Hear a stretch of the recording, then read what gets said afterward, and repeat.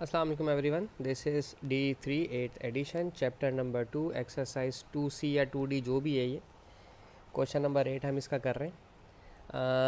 Completing the square अगर किसी को नहीं आता तो प्लीज़ पहले कंप्लीटिंग द स्क्वायर सीख लें। कहीं मेरी किसी वीडियो में होगा कंप्लीटिंग द स्क्वायर का मेथड, वरना फिर ये सवाल आपको समझ में नहीं आएगा। ठीक है, कंडीशन दी है y इज़ टू, मैं ऑप्शन नंबर ए के पार्ट 1 की बात कर रहा हूँ अभी, माइनस एक्स स्क्वेयर माइनस का 10x और माइनस का 25। ठीक है, सिर्फ और सिर्फ माइनस कॉमन लें यहाँ से तो ये बन जाएगा एक्स स्क्वायर, ये बन जाएगा माइनस के बजाय प्लस का 10x और 25 को साइड में कर दें। ठीक है, अब फार्मूला बनाने की कोशिश करें। x जो है वो x का स्क्वायर होता है प्लस 2a, b की जगह 5 लिखें। उसकी वजह ये है कि मैंने आपको पहले भी बताया था कि x का जो भी कोफिशिएंट है उसको मल्टीप्लाई करना है 1/2 से, तो ये 5 हो जाएगा ना, 2 1 ज़ा 2 2 5 ज़ा 10। ठीक है, तो फार्मूला कंप्लीट करने के लिए 5 का स्क्वायर लेना पड़ेगा। जब 5 का स्क्वायर प्लस में लेना पड़ेगा तो उसे माइनस में भी लेना पड़ेगा, और ये जो माइनस का 25 है साइड में आ गया। ठीक है, माइनस ये बन गया मेरा फार्मूला a प्लस बी का होल स्क्वायर। ठीक है, और ये माइनस का 25 था तो अब ये प्लस का 25 हो जाएगा, क्योंकि बाहर जो ये वाला माइनस है ये माइनस इस माइनस को प्लस कर देगा। ठीक है, और एक माइनस का 25 हमारे पास साथ साथ चल रहा है, माइनस एक्स प्लस 5 का होल स्क्वायर, और ये हो जाएगा ज़ीरो। ज़ीरो लिखूँगा मैं, जानबूझ के लिखूँगा। उसकी वजह यह है कि मैं आपको एक बात समझाऊँगा कि p प्लस का 5 है तो -5 लेंगे, क्योंकि और q मेरा ज़ीरो है। ठीक है, ये मेरे टर्निंग पॉइंट्स आ गए हैं p और q। p है मेरा -5 जो कि मेरा लाइन ऑफ सिमेट्री भी बनेगा। ठीक है, फिर मैंने आपसे कहा था कि आप इसको एक दफ़ा ज़ीरो रखेंगे y को। देखो, अगर मैं y को ज़ीरो रखता हूँ ना तो मेरा सवाल सॉल्व होता हुआ मुझे नज़र नहीं आ रहा, फिर भी मैं रखूँगा। ठीक है ना, क्योंकि मैंने आपको पहले ही बताया था कि कोशिश करेंगे हम y इज़ टू ज़ीरो रखेंगे। कहाँ? यहाँ माइनस एक्स प्लस 5 के होल स्क्वायर प्लस ज़ीरो के साथ। ठीक है, इधर ज़ीरो रखा तो इसके साथ माइनस हट जाएगा, x plus 5 whole square. Zero का रूट ज़ीरो ही होता है सर, अगर आप ज़ीरो लेना चाहें तो x plus 5 is to zero हो जाएगा, और एक्स इज़ टू -5 हो जाएगा। ठीक है, अभी तक तो हमारे पास नहीं आ रहे थे, लेकिन अब हमारे पास आ गया एक्स -5 और वाई मेरा ज़ीरो हो गया। ये मैंने एक वाई ज़ीरो रखा। अब जब मैं एक्स ज़ीरो रखूँगा, ठीक है, when x is to zero,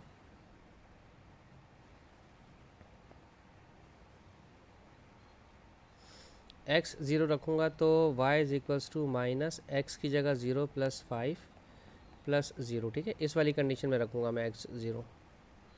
इसमें भी रख सकता हूँ और मैं इसमें भी रख सकता था। ठीक है, नहीं तो मेरा answer y is to minus का 25 ही आएगा, चाहे कुछ भी कर लें। तो यहाँ पर x ज़ीरो और y माइनस का 25, 1 2 और 3 पॉइंट्स मिल गए।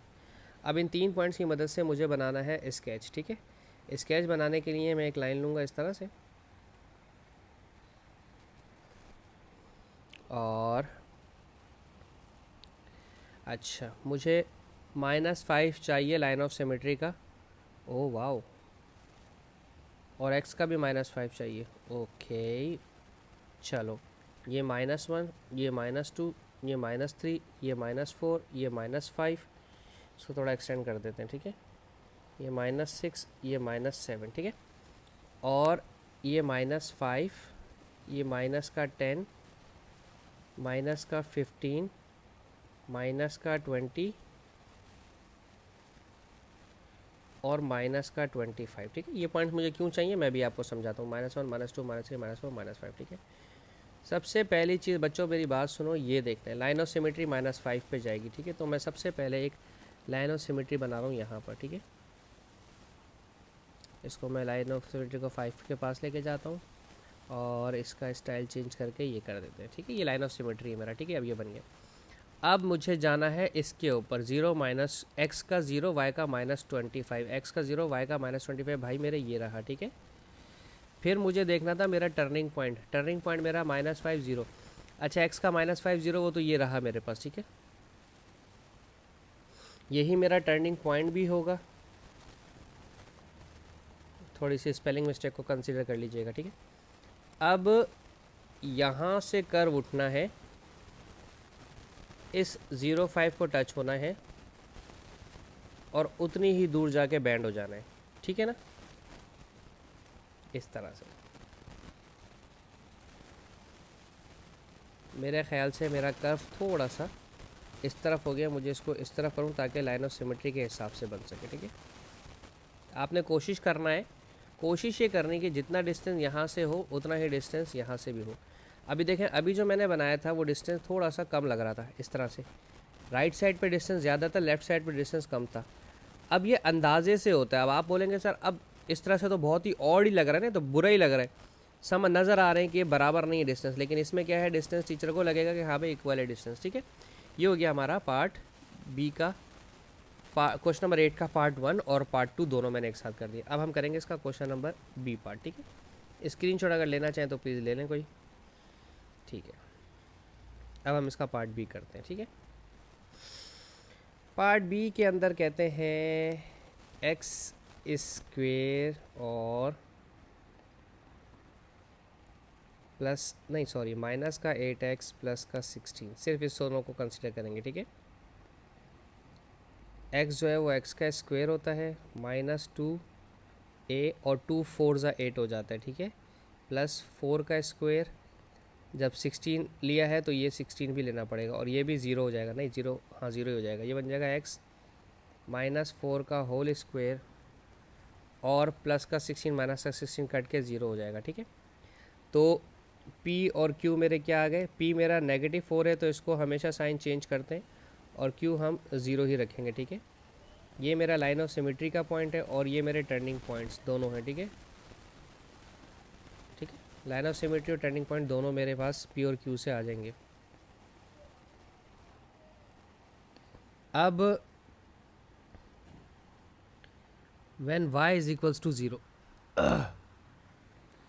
जब आप y इज इक्वल्स टू 0 रख रहे हैं तो जो हमारा कंप्लीटिंग द स्क्वायर के बाद आया था ना, मैं उसमें 0 रखूँगा इस तरह से, x -4 का होल स्क्वायर प्लस 0, तो सिर्फ x स्क्वायर का रूट हट जाएगा, स्क्वायर भी हट जाएगा, तो x इज इक्वल्स टू +4 हो जाएगा। तो यहाँ पर हमारे पास 2 पॉइंट है, x का 4 और y का 0, वो ऑलरेडी उन्होंने दिया हुआ है पी क्यू, निकालने की ज़रूरत नहीं भी थी। अच्छा, when x is equals to 0, original equation के अंदर रखूँगा x इज इक्वल्स टू 0, तो ओरिजिनल इक्वेशन मेरी सर ये वाली है, एक्स स्क्वायर -8x प्लस 16, तो हम इसको सिर्फ और सिर्फ 16 रखें, यानी कि x का 0 और y का 16। ठीक है, काफ़ी सारे पॉइंट मिल गए हैं, अब हम अपना काम शुरू करते हैं।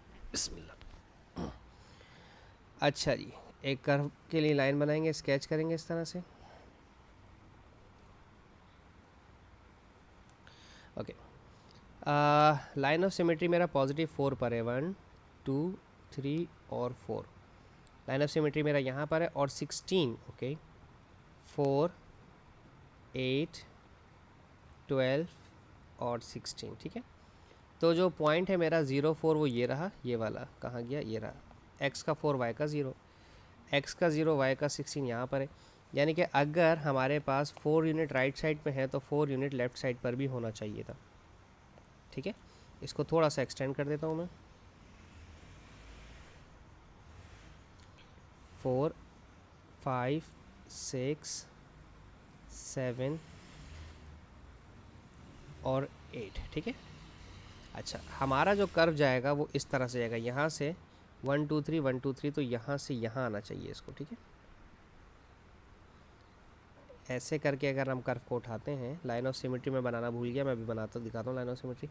इसको पहले सीधा कर लूँ ज़रा, ये यहाँ जाएगा। ठीक है, लाइन ऑफ सिमेट्री मुझे बनानी थी इधर, जो मैं बनाना भूल गया। लाइन ऑफ सिमेट्री नहीं बनेगी तो काम हमारा प्रॉपर नहीं हो सकता। सबसे पहले आप लोग लाइन ऑफ सिमेट्री बनाइएगा, मैं जो भूल गया बनाना वो अभी मैंने यहाँ पे अपनी गलती दुरुस्त कर दी है। अब देखो दोनों तरफ से बराबर हो रहा है, डिस्टेंस नज़र आ रहा है बराबर, हमारा यहाँ का डिस्टेंस ये 1 2 3 4 और फिर 1 2 3 और 4 यहाँ होना चाहिए। इसको थोड़ा सा हम इसको उधर कर देते हैं, थोड़ा सा, सही ना, अंदाजे से। अब ठीक है ना, अब बिल्कुल बिल्कुल ओके की परफेक्ट की रिपोर्ट आ रही है यहाँ पर। ठीक है, लाइन ऑफ सिमेट्री से मैंने गिना है, देखें यहाँ से यहाँ तक का डिस्टेंस गिना ना मैंने, इस पॉइंट तक 1 2 3 4, ये रहा 1 2 3 4 और फिर 1 2 3 4, वो 8 मैंने जो लिया था आपको याद है ना, एक्सटेंड किया था मैंने, इसी वजह से एक्सटेंड किया था। बस ख़त्म हो गया सवाल, इसके साथ ही हमारी वीडियो ख़त्म होती है। होप सो आपको समझाने में कामयाब रहूँगा मैं। Thank you so much for watching my channel. अल्लाह हाफिज़।